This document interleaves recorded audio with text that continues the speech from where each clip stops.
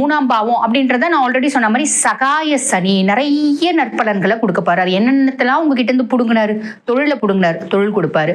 ஒரு நல்ல பேரை புடுங்கினாரு, பேர் கொடுப்பாரு.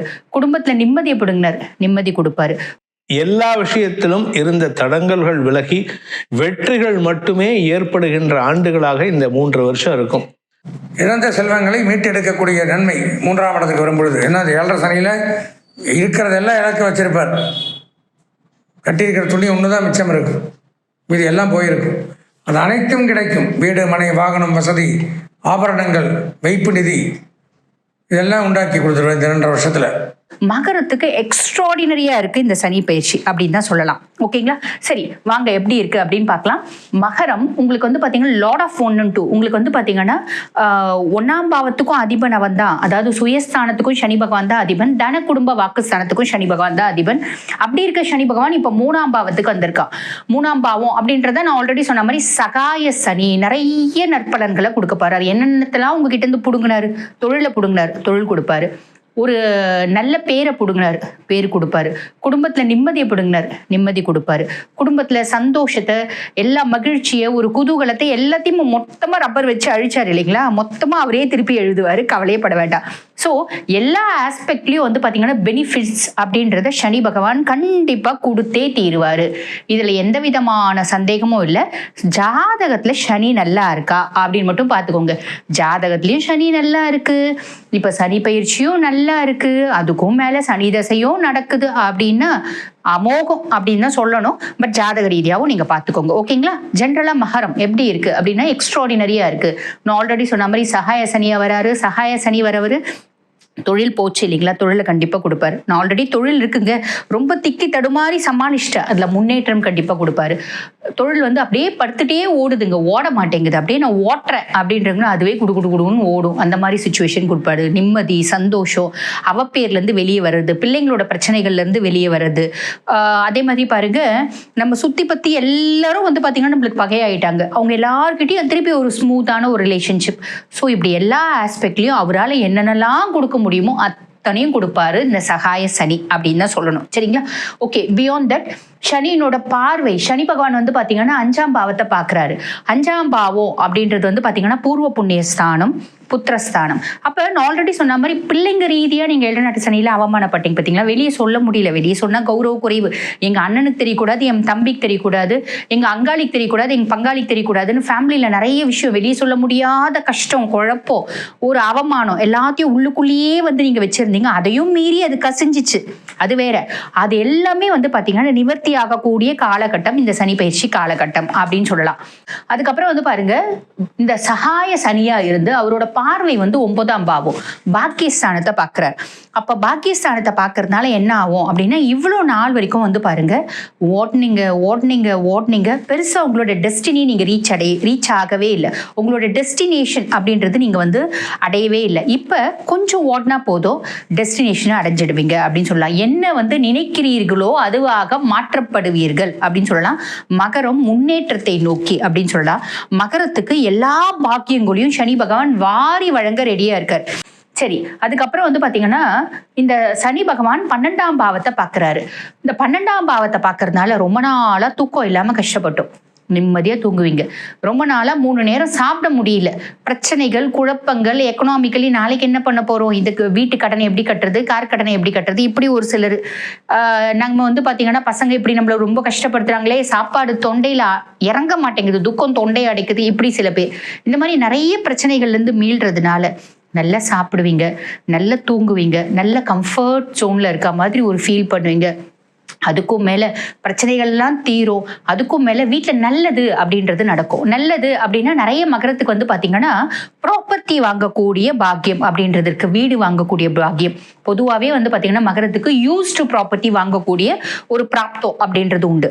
யூஸ்டு ப்ராப்பர்ட்டி அப்படின்னா ஆல்ரெடி ஒருத்தவங்க ஃபிளாட் வாங்கியிருக்காங்க, நம்ம செகண்ட் ஹேண்ட் திரும்பி வாங்குறோம். ஆல்ரெடி ஒருத்தவங்க வீடு கட்டி அங்க 2 வருஷம் வாழ்ந்தாங்க, நம்மளுக்கு அந்த வீடை விற்கிறாங்க, நம்மளுக்கு பிடிச்சிருக்கு வாங்குறோம். ஒரு கார் செகண்ட் ஹேண்ட் வாங்குறது, இந்த மாதிரி எல்லாம் யூஸ்டு ப்ராப்பர்ட்டி வாங்கக்கூடிய பிராப்தம் மகரத்துக்கு இயற்கையாகவே உண்டு. ஸோ இந்த காலகட்டத்தில் வந்து பாருங்க, நிறைய பேர் வீடு வாங்குவீங்க, வீடு கட்டுவீங்க, பிள்ளைங்களுக்கு கல்யாணம் பண்ணுவீங்க, பிள்ளைங்களை ஃபாரின் அனுப்புவீங்க படிக்கிறதுக்கு, இல்லை நீங்களே வந்து ஃபாரின் போகிற மாதிரி இருக்கும். ஸோ இந்த மாதிரி வீட்டில் நிறைய நல்ல சுப விஷயங்கள் அப்படின்றது நடக்கும். அந்த சுப விஷயத்துக்காக நம்ம கொஞ்சம் செலவு அப்படின்றது பண்ணுவோம். அந்த செலவு பண்ணுறதுனால, சுப விஷயம் நடக்கிறதுனால மனசுக்கு ரொம்ப சந்தோஷம் அப்படின்றது கிடைக்கும் ரொம்ப நாள் கழிச்சு மகரத்துக்கு. மகர ராசி அன்பிற்குரிய மகர ராசி நண்பர்களை பொறுத்த வரைக்கும் எல்லா விஷயத்திலும் இருந்த தடங்கல்கள் விலகி வெற்றிகள் மட்டுமே ஏற்படுகின்ற ஆண்டுகளாக இந்த 3 வருஷம் இருக்கும். சார் நல்லதே சொல்ல மாட்டீங்க, நீங்க சொல்லிட்டீங்களே சார், இனிமேல் எங்களுக்கு நல்லதுதான் சார் அப்படின்னு சொல்றவங்க நிறைய பேர் இருக்காங்க. இது வந்து எல்லா ராசிக்குமே உண்டுங்க, உங்க ராசிக்கு மட்டும் இல்லை. உங்க ராசிநாதன் சனி 3ஆம் இடத்துல போய் மறையிறாரு. 3ஆம் இடம் மீன ராசி, குருவுடைய வீடு. அந்த மீன ராசி எதிரி வீட்டுல போய் மறையறதுனால பல நல்ல விஷயங்கள் நடந்தாலும் ஒரே ஒரு விஷயம் மட்டும்தான் உங்களுக்கு சங்கடம். அது என்ன சங்கடமான விஷயம் அப்படின்னா, மனசுல தைரியம் இருக்காது. உபஜயஸ்தானம் அப்படிங்கிறது வந்து 3ஆம் இடம், வெற்றிகள் தரக்கூடிய இடம். ஆனா அந்த வெற்றி கிடைக்கும் போது கூட பொதுவா என்ன சொல்லுவாங்க பெரியவங்கள்லாம், வெற்றி கிடைக்கும் பொழுது தலைகணம் இருக்கக்கூடாது அப்படின்னு சொல்லுவாங்க. ஆனா உங்களை பொறுத்த வரைக்கும் தலைகணம் இருக்காது, பயம் இருக்கும்.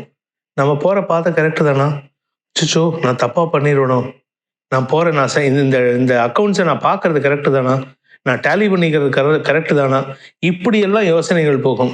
நான் பண்ணியிருக்கிற சாஃப்ட்வேர் டெவலப்மெண்ட் கரெக்டாக பண்ணியிருக்கேனா, எனக்கு இது ரிசல்ட் ஒழுங்காக வருமா, இதை நான் விற்க முடியுமா, இப்படியெல்லாம் யோசனைகள் வந்து கொண்டே இருக்கும். ஆனால் நீங்கள் எடுத்த காரியத்தில் வெற்றி அடையக்கூடிய யோகத்தை சனி பகவான் ஏற்படுத்துறாரு.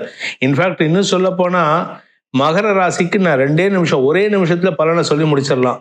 தொட்டது துலங்கும், தொட்டது தங்கமாக மாறக்கூடிய காலம் ஆரம்பம்னு சொல்லிடலாம். ஆனா இன்னைக்கு இருக்கிற நிலைமையில உங்களுக்கு உபஜயஸ்தானம்ங்கிறது வந்து பயத்தை கொடுக்கக்கூடிய இடம்.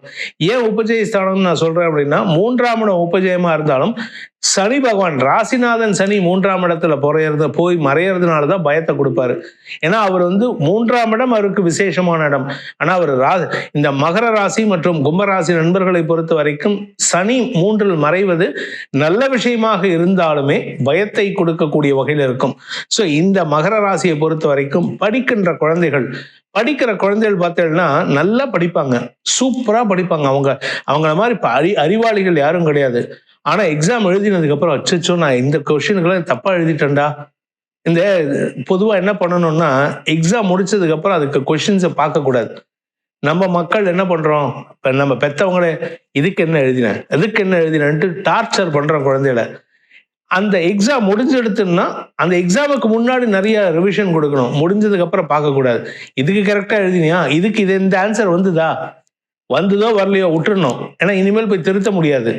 அதனால அந்த மாதிரி நீங்க என்ன பண்ண போறீங்கன்னா, இப்போ அடுத்த 3 வருஷத்துக்கு நான் பண்ணினது கரெக்டா இருக்குமோ, அச்சச்சோ நான் தப்பா எழுதிட்டேனே, அச்சச்சோ இவர்கிட்ட நான் இப்படி பேசிட்டேனே, எங்க அப்பா கிட்ட நான் சத்தம் போட்டு பேசிட்டேனே, என் மாமனார்கிட்ட நான் கத்தி பேசிட்டேன், மாமியார்கிட்ட சண்டை போட்டுட்டேனே, அவ ஏதாவது எங்க ஆத்துக்கார்ட்ட போய் ஏதாவது வெத்தி வச்சிருவாளோ, இந்த பயம்லாம் தேவையில்லைங்க. நீங்க பேசுறது கரெக்ட், மனசுல தைரியத்தோட பேசுங்க, வெற்றி உங்களை தேடி வரும். நீங்க எடுத்த காரியத்துல வெற்றி அடைவீர்கள். நீங்க சொந்தமா தொழில் பண்றீங்க, சொந்தமா வியாபாரம் பண்றீங்கன்னா எடுத்த காரியத்துல வெற்றி அடைவீர்கள். பணப்புழக்கம் அதிகரிக்கிறதுக்கு உண்டான ஒரு சிறப்பான காலகட்டம். 2ஆம் வீட்டு அதிபதி 3ல போய் மறையிறாரு அப்படின்னா, எதிரியோட வீட்டுல போய் மறையிறது உங்களுக்கு பணப்புழக்கத்தை ஏற்படுத்தக்கூடிய வகையில் இருக்கு. இதுல இன்னொரு நல்ல விஷயம் என்னன்னா, வரக்கூடிய குரு பெயர்ச்சி எல்லாமே உங்களுக்கு நல்ல பலனை தரும். குடும்பத்துல பிரிவினைகள் ஏற்பட்டிருந்ததுன்னா அது ஒன்று சேர்க்கக்கூடிய வாய்ப்பை ஏற்படுத்தி கொடுக்கும். ஸோ சனி பகவான் உங்களுக்கு நல்லது பண்றாரு, குரு பகவானும் நல்லதுதான் பண்ணுவாரு, மற்ற கிரகங்களும் உங்களுக்கு சாதகமான பலன்கள் ஏற்படும். படிக்கிற குழந்தைகள் சற்று மிகைப்படுத்த விஷயத்தை தள்ளி வச்சுட்டு உங்களுக்கு என்ன தகுதியான விஷயமோ அதை மட்டும் படிங்க. எனக்கு என்ஜினியரிங் தான் ஒர்த்து, ஆனால் நான் போயிட்டு மெடிக்கல் படிக்கிறேன்னு சொன்னால், நீட் எக்ஸாமுக்கு ப்ரிப்பேர் பண்ணுறேன்னா உங்களுக்கு சக்ஸஸ் கிடைக்காது. உங்களுக்கு எது தேவையோ அதுக்கு மட்டும் முயற்சி பண்ணுங்க. தேவையில்லாத விஷயத்துல தலையை கொடுத்து மண்டையை உடைச்சுண்டு குடும்பத்துக்கும் நிம்மதி இல்லாம பண்ணிட்டு தேவையில்லாத விஷயத்த பண்ணாதீங்க.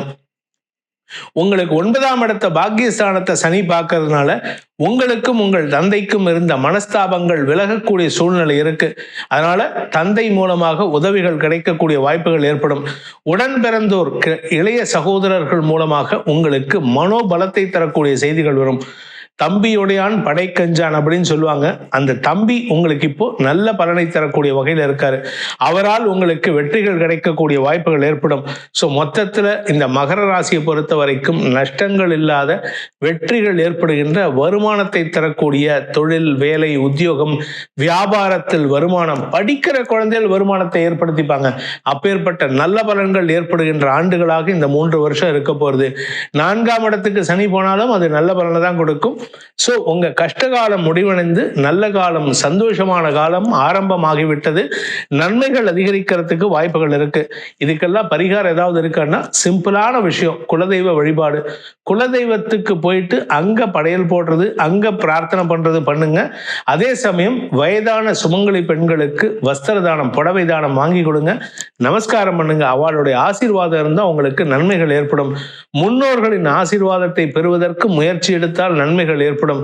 அதே சமயம் வயதான மாடுகள், எருமை மாடா இருந்தாலும் சரி, பசு மாடா இருந்தாலும் சரி, காளை மாடா இருந்தாலும் சரி, வயசான மாடுகளை காப்பாற்றணும். உங்க அப்பா அம்மாவை எப்படி காப்பாத்துறீங்களோ அதே மாதிரி வயசான மாடுகளை வெட்டுக்கு போகாம காப்பாற்ற வேண்டியது உங்களுடைய குறிப்பா மகர ராசிக்கு உண்டான கடமை. ரிஷப ராசிக்கு அது கடமை, மிதுன ராசிக்கு அது கடமை, கடகராசிக்கு கடமை, மகர ராசிக்கு கடமை. இதை செய்து வாருங்கள். உங்களுக்கு அனைத்தும் உங்களுக்கு சாதகமான பலன்களை ஏற்படுத்தி கஷ்டங்கள் இல்லாத மன நிம்மதியை தரக்கூடிய வெற்றிகள் நிறைந்த வாழ்க்கையாக அமைந்திடும். உங்களுக்கு இவ்வளவு நாளாக பிடிச்சிருந்த 7.5 சனி அப்படிங்கிறது விடப்போகிய காலம். கடந்த 7.5 வருஷமாக உங்களை பிடித்து ஆட்டி படைத்து பலவிதமான கஷ்ட நஷ்டங்களில் மூழ்கடித்து புழிஞ்செடுத்து இப்போ அதிலிருந்து வெளியில் வர்றார். காலச்சக்கரத்தில் உங்களுடைய ராசி அப்படிங்கிறது இந்த இடத்துல வருது, மகர ராசி. உங்கள் ராசிக்கு அதிதேவதையே சனி பகவான், மகரத்திற்கும் கும்பத்திற்கும் நல்லா தெரிஞ்சுக்கணும். அவரோட வீடு இது. அப்போது மகரத்திற்கு அப்படின்னு பார்க்கும் பொழுது சனி பகவான் 1, 2, 3 3ஆம் இடத்துக்கு வர்றார். 3ஆம் இடத்திற்கு வரும்பொழுது பார்த்தீங்கன்னா சனி பகவானுடைய நன்மை தரக்கூடிய ராசி அப்படின்னு எடுத்துனாலே 3, 6, 11 இங்கே தான் நன்மை செய்கிறார். 3ஆம் இடம், 6ஆம் இடம், 11ஆம் இடம், இந்த 12 ராசியில் 3 ராசிக்கு தான் நல்லது பண்ணுறார். அதெல்லாம் விலகி 7.5 சனியை விட்டுட்டு ஃப்ரீயாக போகிறீங்க. எல்லா நன்மைகளும் ஏற்படும். மனசுக்குள்ளே ஒரு கவலை, சொல்ல முடியாத ஒரு கவலை, வீட்டில் குடும்பத்தில் பிரச்சனை, தாயார் தகப்பனாருக்கு பிரச்சனை, பையனுக்கு 7.5 சனியாக இருக்கும். அவன் என்னத்தை போய் தீர்த்து வைக்க முடியும்? பேசவும் முடியாது, 2 பேருக்கு தீர்ப்பும் சொல்ல முடியாது. இப்படியே ஓடின்னு இருக்கும். அப்போ 3ஆம் இடத்துக்கு சனி வரும் பொழுது வீடு வாங்கலாம், மனை வாங்கலாம், இடம் வாங்கலாம், பொருளாதார உயர்வு, பங்குச்சந்தைகளில் இன்வெஸ்ட்மெண்ட் பண்ணலாம், இழந்த செல்வங்களை மீட்டெடுக்கக்கூடிய நன்மை 3ஆம் இடத்துக்கு வரும்பொழுது. ஏன்னா அது 7.5 சனியில் இருக்கிறதெல்லாம் இழக்க வச்சிருப்பார். கட்டியிருக்கிற துணி ஒன்று தான் மிச்சம் இருக்கும், இது எல்லாம் போயிருக்கும். அது அனைத்தும் கிடைக்கும். வீடு, மனை, வாகனம், வசதி, ஆபரணங்கள், வைப்பு நிதி இதெல்லாம் உண்டாக்கி கொடுத்துருவேன் இந்த 2.5 வருஷத்தில். பெயர், புகழ், கௌரவம், பாராட்டு, அந்தஸ்து இதெல்லாம் கிடைக்கும். இப்போது சனி பகவானாக இப்போ நம்ம பேசுகிறதுங்கிறது சனி பயிற்சியை பற்றி. சனி பயிற்சி உங்களுக்கு சனி பகவான் சிறப்பாக நன்மையை தருகிறார், கவலைப்பட வேண்டாம்.